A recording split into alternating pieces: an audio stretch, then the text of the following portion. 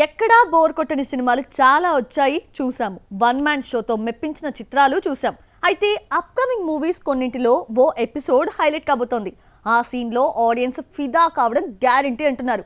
దీనిపై ఆల్రెడీ చర్చ కూడా నడుస్తోంది. ఆ సినిమాలు, ఆ సీన్స్ ఏంటో చూద్దామా? డిసెంబర్ 5 వస్తున్న పుష్ప 2లో ప్రతిదీ హైలైట్ అని మేకర్స్ చెప్తున్నారు.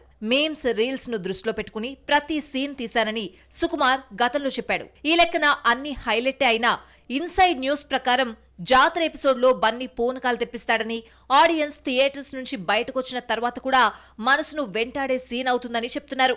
సంక్రాంతి రేస్ లో ముందుగా వస్తున్న గేమ్ చేంజర్ లో రామ్ చరణ్ ఎలక్షన్ ఆఫీసర్ గా పవర్ఫుల్ రోల్లో కనిపించనున్నాడు. తనకున్న అధికారంతో ప్రభుత్వానికి చెమటలు పట్టించే సీన్ హైలైట్ అవుతుందని తెలిసింది. రిలీజ్ డేట్ దగ్గర పడుతున్న కొద్దీ గేమ్ చేంజర్ పై అంచనాలు పెరిగిపోతున్నాయి. ఇక బాలయ్య డాకు మహారాజ్ లో అయితే 4-5 బ్లాకులు హైలైట్ గా నిలుస్తాయని నిర్మాత పదే పదే చెప్తున్నాడు.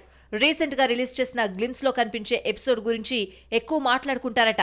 వింటేజ్ లుక్ తో బాలయ్య కనిపించనున్నాడు. ఇక సంక్రాంతికొస్తున్నాం సినిమాకి వచ్చేసరికి వెంకటేష్, ఐశ్వర్య రాజేష్ యాక్టింగ్ ఆకట్టుకుంటుందని చెప్తున్నాడు దర్శకుడు అనిల్ రావిపూడి.